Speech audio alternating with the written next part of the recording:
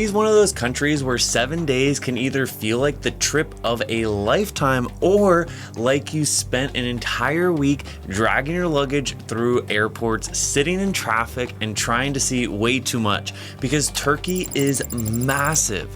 And one of the biggest mistakes we see people make when planning their trip is trying to squeeze Istanbul, Cappadocia, Pamukkale, Ephesus, Antalya, and the Turkish coast into a single week. We just spent 8 days traveling through Istanbul and Cappadocia, and after doing the trip ourselves, we think there is a much better way to plan your first visit. So in this video, we're gonna be breaking down exactly how we would spend 7 days in Turkey, where we would stay, how we would divide our time, which attractions we would group together, where we would eat, which experiences we think are actually worth booking, and the one mistake you definitely do not want to make when planning the Cappadocia portion of your trip. And believe me, that one can make or break one of the biggest bucket list experiences in the entire country. So save this video, because this is the exact itinerary we would recommend to someone visiting Turkey for the first time. For a 7-day trip, we would spend 4 days in Istanbul and 3 days in Cappadocia. And before anyone comes for us in the comments, no, this is obviously not everything Turkey has to offer. There are so many other parts of this country we want to come back and explore, but for your first trip, I think that Istanbul and Cappadocia give you two completely different experiences. Istanbul is history, food, mosques, markets, rooftops, chaotic streets, and seemingly endless neighborhoods to explore. Then Cappadocia feels like you've landed on a completely different planet. You go from one of the busiest cities we've ever visited to cave hotels, underground cities, huge valleys, incredible sunsets, and hundreds and hundreds of hot air balloons floating through the sky. The contrast is exactly why we think these two destinations work so well together. So let's start with day one. Before we dive into the video, I just want to say we are not from Turkey, so we are 100% going to mispronounce some of these. We're going to do our best. We'll make sure to put the text down here for all of them, but just want to give a little disclaimer before we dive into the video. So your first day in Istanbul should be simple. Do not land after a long international flight and immediately try to visit the Hagia Sophia, the Blue Mosque, Basilica Cistern, and 3 different bazaars, because you are going to be exhausted. So your only real goal for day one should be to get to your hotel, walk around your neighborhood, eat some good food, and find somewhere incredible to watch your first Istanbul sunset. And Istanbul is one of the best cities we have visited for rooftop views. So on our first day, we headed up to the rooftop at the Orient Bank Hotel, where you can actually look out over all the mosques, the Bosphorus, and seemingly the entire city. And honestly, it was the perfect introduction to Istanbul. You start to understand just how massive this place is. There are mosques in every direction, ferries crossing the water, thousands of people moving through the streets below you, on trains, buses, walking across bridges, literally everywhere. For dinner, we headed to Roof Mez 360, which, as you can probably guess from the name, has some pretty incredible views too. And that is genuinely all we would recommend doing on night one, is seeing that sunset, grabbing a rooftop bite to eat, maybe trying your first Turkish tea, and then getting some sleep so you can hit the ground running for day two. Because day two is going to be the busiest sightseeing day of the entire trip itinerary. So for your first full day in Istanbul, we would almost entirely focus on the historic side of the city. So one of the biggest things we learned in Istanbul is that you really need to group your sightseeing geographically, because the city is enormous. Traffic can eat into your day, and you don't really want to spend your entire vacation going back and forth across Istanbul. But fortunately, most of the biggest historical attractions are concentrated around the historic peninsula. So that includes the Hippodrome, the Blue Mosque, the Hagia Sophia, and Basilica Cistern are all next to each other. So start as early as you can realistically at the Hippodrome and the Blue Mosque. The Blue Mosque is one of those places where we would absolutely recommend slowing down. It is very easy when you are making an itinerary to look at a list and think Blue Mosque, check, Hagia Sophia, check, Basilica Cistern, check. But these places are the reason millions of people dream about visiting Istanbul. So that being said, give yourself time to actually take them in. I would highly recommend getting a guide or having some sort of history lesson there because it is gorgeous and you'll appreciate the experience a lot more. I was really happy we had a guide there to give us the full explanation of the history and significance of the mosque. From there, you're gonna head over to the Hagia Sophia, which is maybe a couple minute walk away. And then before continuing, this is a perfect time to stop for Turkish coffee or something sweet with a view. We stopped at Viyana Kahvesi, and that's right across from the Hagia Sophia after walking around all morning. And so we were ready for a little break. And then after you do the Hagia Sophia, you're gonna head over to Basilica Cistern. And this was honestly one of the places that surprised us most about Istanbul. You descend underneath one of the busiest parts of the city into this enormous underground space, and it's filled with columns, an underground reservoir, and there's these crazy cool reflections everywhere. And it feels very different from everything you had just seen above the ground at the mosques. So it's super cool and it's a can't miss. And there's actually a tour that will take you to all three of these if you want a guided tour. And I will link that QR code right over here for you. Like I said, really recommend seeing these places with a guide so you really get the full historical context from each of these locations. After that, it's time for lunch. So we actually took the train back over to the Egyptian Bazaar area and the spice market. And then we ate at this amazing restaurant right next door to the bazaar. I highly recommend getting the kebabs. They were phenomenal. And then we continued over to the Rustem Pasha Mosque and the actual spice bazaar. So one of our favorite things about Istanbul was how quickly the city could change. 1 second you're standing inside of a very elaborate mosque, and then 5 minutes later you are surrounded by the hustle and bustle of the bazaars and the markets and the spices and the tea and Turkish delights and lamps and vendors and literally thousands of people going in every direction. It's the coolest like hustle and bustle city I feel like we've been in a long time. And that's exactly why we would not try to schedule every 30 minutes of your Istanbul itinerary, and just give yourself room to wander and give yourself time to stop when something looks really interesting. That was one of my favorite parts. Some of our favorite moments happen just in between the major attractions. So yeah, leave some room for spontaneity. And then to end your second day, we highly recommend taking a Bosphorus river cruise. We booked this the same morning and we did it with our entire group because we were hosting a group trip out here. And it was so much fun, so beautiful. You will have spent the entire day walking through the city, but seeing Istanbul from the water gives you a completely different perspective. And it also gives your feet a much needed break. So by this point, you will probably need it. I would highly recommend doing a Bosphorus river cruise that is not including dinner. I would just do the one that includes like drinks and snacks because you really don't need like a 3-course dinner on the water, and there's lots of really good restaurants on land. So I would just book this exact one. It was perfect for our group, and that way you could still enjoy the sunset without being distracted by a 3-course meal. Now, day 3 is when we would start moving away from the major historical sites and then actually explore some of the outer neighborhoods that made us really fall in love with Istanbul. So you're gonna start your morning at Ortaköy Mosque, and this is one of the most photogenic spots we visited in Istanbul, especially with the mosque sitting directly along the water and the Bosphorus bridge right behind it. Now, I'll recommend to go very early. Istanbul gets busy very quickly, and some of the places that feel really peaceful in the morning can be completely different a few hours later. And this is one of those spots where they have those like red dress flying photo shoots. So keep that in mind. We still had a great little sunrise there. It was super peaceful and beautiful. So highly recommend just going there to start the morning off and get a little peaceful walk in. Now from there, you're gonna head toward Galata.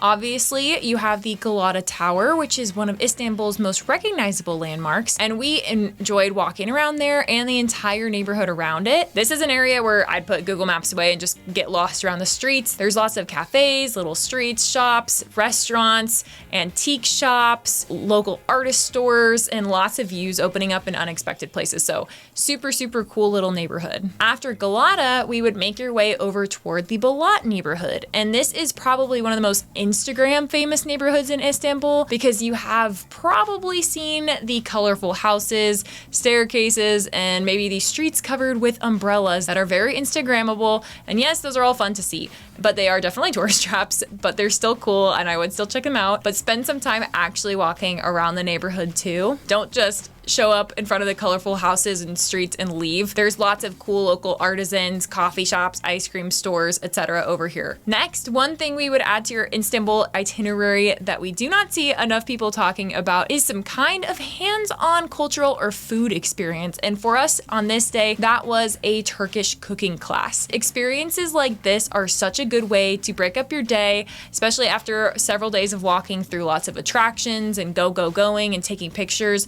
A cooking class allows you to slow down, meet some cool people, learn how to cook something, learn why certain dishes are really important, and actually participate in the culture instead of only observing it. If I'm being honest, food is a significant portion of why we travel. We're big foodies, so we absolutely love doing food tours or cooking classes whenever we travel. And I'll link the exact one that we did right over here. It was amazing. The chef was so much fun.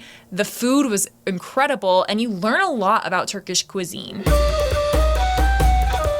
Next up for day 4, we would have one final day in Istanbul before heading to Cappadocia, and we would use this day for 3 things. Number 1 being the Grand Bazaar, one more cultural experience, and then finally time to relax before traveling again. So I would start the day by making your way into the Grand Bazaar, and this place is overwhelming in the best possible way. There are shops in every direction selling rugs, jewelry, ceramics, leather goods, tea sets, and of course the famous Turkish lamps as well. It's very easy to get lost in here, so I would come in with some sort of checklist of what you want to see. Maybe you have a shopping list, and then get in and get out because you can be lost in there for hours. One of the stops we enjoyed stopping at was Brothers Lanterns, and even if you're not planning to buy anything, watching how much work goes into some of these pieces is super fascinating. They're like a small family-owned lamp shop, super, super cool. I came home with a little like candle holder, and yeah, highly recommend checking them out. Their hospitality was amazing and the owners are awesome. After the Grand Bazaar, this is where we would schedule a proper Turkish hammam. We visited this one. I'm gonna put it down below. I think you say it Kagaloglu.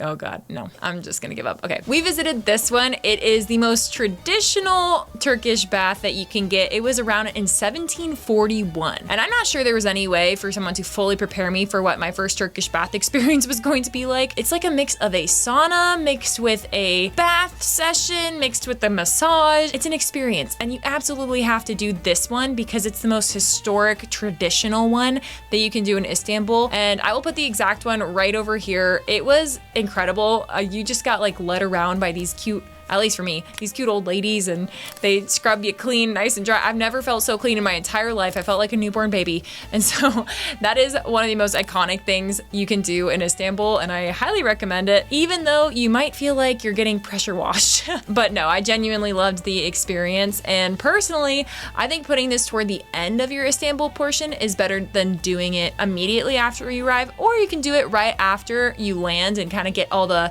airplane grime off of you. But when you've been walking like 20,000 steps a day and your body starts to hurt a little bit from getting a lot of steps in, the hammam really makes sense on this day of the itinerary. Now, once you do your Turkish bath, you're gonna finish the day with a great dinner, go back to your hotel and pack, because on day 5, we are heading to Cappadocia, and this is where the trip completely changes. The easiest way to combine Istanbul and Cappadocia in 1 week is to fly. Turkish Airlines has direct flights from Istanbul to Cappadocia. Roughly about 1 hour and 20 minutes is how long the flight is, and this region can be accessed through the Nevşehir Cappadocia Airport, or it's called the Kayseri Airport. Either way, you can arrange a transfer from there directly to your hotel before arriving, which is what we would recommend. Another important thing to understand is that Cappadocia is a region, not one single town, which is what I thought when we were first going. For a first trip, we would definitely recommend basing yourself around the Göreme area. Göreme. We stayed at the Sobek Stone Hotel, and honestly, one of the best things that you can do is look for a hotel in Cappadocia that has easy access to sunrise views.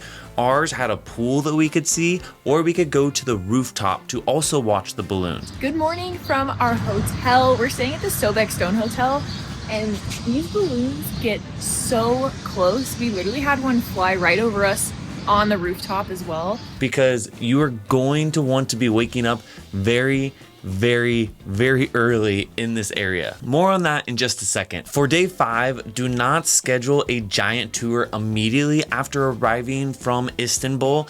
I would recommend grabbing lunch, checking into your hotel, exploring Göreme just a little bit. Göreme.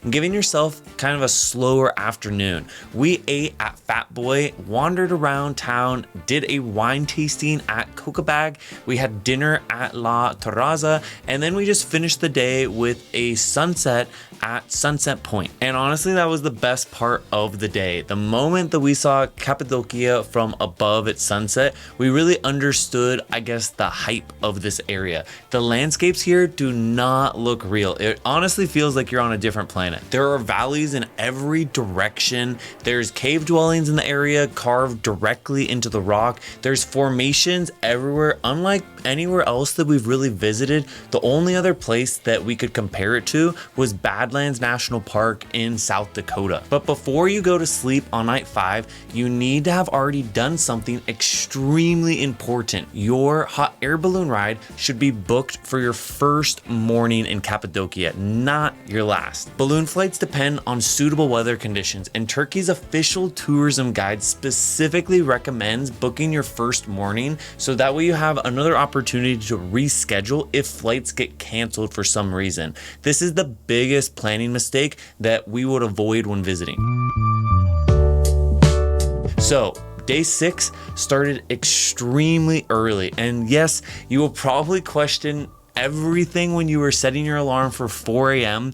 when it goes off in the morning. It's currently 4 a.m., but we're up, we're at them, because we're going to be doing one of the most exciting things that you can do in Cappadocia. We're going up in a hot air balloon. And this is one thing that we've had on our bucket list for so long. We're so excited to take you along. But when you get outside, like, it was magical. The sky started to change colors right away into like purples and pinks, and then the balloons began inflating all around you, and suddenly, before sunrise even comes out, you're already lifting up into the air. The hot air balloon ride was obviously one of the experiences we were most excited about when we were visiting Cappadocia. And sometimes when you build something up so much in your head, reality really can't compete. You like fantasize it so much that it's gonna be so cool, and this was not one of those times. Seeing the landscape from the air is just ridiculous. But one of our favorite parts was not necessarily being at the highest point of the flight. It was when the balloon dropped lower into the valleys, and you could actually see the caves and the rock formations up close. After the balloon ride, we would highly recommend going back to your hotel, eating breakfast. Honestly, we took a nap too. You don't need to keep going right after that, because it's really easy to do everything in Cappadocia in a pretty short amount of time. We spent the afternoon exploring more of the history of Cappadocia that day. We visited the Open Air Museum, which is one of the best places to begin understanding that Cappadocia is so much more than hot air balloons and what you typically see on Instagram. The broader landscape and the Cappadocia rock formations are recognized for their combination of natural formations, rock cut cultural heritage. All the different rock formations in the area are completely insane. I would definitely recommend checking out the Open Air Museum. There's all kinds of different valleys in the areas as well, and there's even underground cities. We also got to learn more about carpet making in the area, which was one of those experiences where you immediately realize how little you understand about the amount of work behind something that you've seen 100 times. Afterwards that night, we ate dinner at Sofra, and we finished with another sunset. I would definitely recommend planning almost your entire itinerary around sunrise and sunset inside of Cappadocia every single day. The light just completely changes the landscape around you, and it really brings it to life. And that brings us to day number 7. Even though you already did the hot air balloon ride, waking up for sunrise again is magical. Watching the balloons from the ground and being able to experience both being in the air with them and being down below are two completely different experiences. One of our favorite mornings was honestly just finding a viewpoint, taking it in, grabbing coffee at King's Coffee, and just enjoying it because the balloons stay up for almost a full hour and a half. For your last full day, we would definitely recommend exploring a little bit further beyond the main city. This is the day where having a driver or a guide or a well-planned tour can make the itinerary a little bit easier because you don't necessarily need to rent a car the rest of the time, but these locations are definitely a little bit more spread out. We started with Uçhisar Castle and then we headed over to an underground city. Literally, it was insane. We visited the Özkonak underground city, and this is one of those moments where I think Cappadocia completely changes. You spend the morning looking over the landscapes from one of the highest viewpoints in the region, and then a few hours later, you are squeezing through underground passages. So we're at our first cave. You like slowly walk in between these. How you feeling, G, in here? The stone doors are pretty wild. These stone doors are absolutely massive and would cover these doors so that intruders couldn't continue down the cave. And after that, we stopped for a pottery experience. We visited Omarulu Ceramics, and the entire area has such an incredible tradition of handmade crafts. After that, we grabbed lunch. We went to Zerdali restaurant right before heading towards Imagination Valley, also known as Devrit Valley. And the name makes sense once you finally arrive. The formations here have all these strange shapes, and part of the fun is honestly just walking around and deciding what you think each one of them looks like. From there, we explored the Anatolian Bazaar. Currently, we're inside a bazaar that's right next to the downtown Göreme. I'm definitely gonna pronounce that wrong, but it's a really cute little shop. The store owner is incredible, and I will say he allowed us to try all of the different Turkish delights before finishing up our final evening with dinner at Cistern. And at this point, you have a decision to make depending on your international flight schedule. You can either take an evening flight back to Istanbul, or you can give yourself another buffer night. Personally, we had an 8th night there. We flew back to Istanbul, had time to explore around our hotel, finished our trip with a rooftop restaurant, and honestly, having that buffer made the ending of the trip feel a little less stressful for us personally. I would be very careful about creating a super tight transfer between the domestic flight and the international flight home. So after spending 8 days traveling through Istanbul and Cappadocia, would we recommend this trip? Absolutely. But I think the biggest thing we would change is actually doing less, not more. I know it's tempting to look at a map of Turkey and start adding every single destination. Maybe you could squeeze in a destination on the coast, or maybe you can squeeze in like a huge history spot like Ephesus, but suddenly you have built an itinerary where half of the time you're just inside of your car. So for your first 1 week trip, we definitely think 4 days in Istanbul and 3 days in Cappadocia is kind of the sweet spot. You get enough time to experience Istanbul beyond just the major landmarks, and you get multiple mornings in Cappadocia in case the balloon weather does not cooperate. And most importantly, you have enough room in the itinerary to actually enjoy being there, not just collect pictures proving you went. And we have a full dedicated video on everything you need to know about Istanbul, and another full dedicated guide on where to go to dive deeper into Cappadocia, like the activities, the hotels, food, whether the balloon ride actually lives up to the hype, all of those details. So make sure to watch those if you are really interested in planning a full Turkey trip. Let us know down in the comments if you would choose to go to Istanbul or Cappadocia first. And if you enjoyed this video, YouTube also thinks you're gonna enjoy this video right over there. So with that, we'll see you in the next one.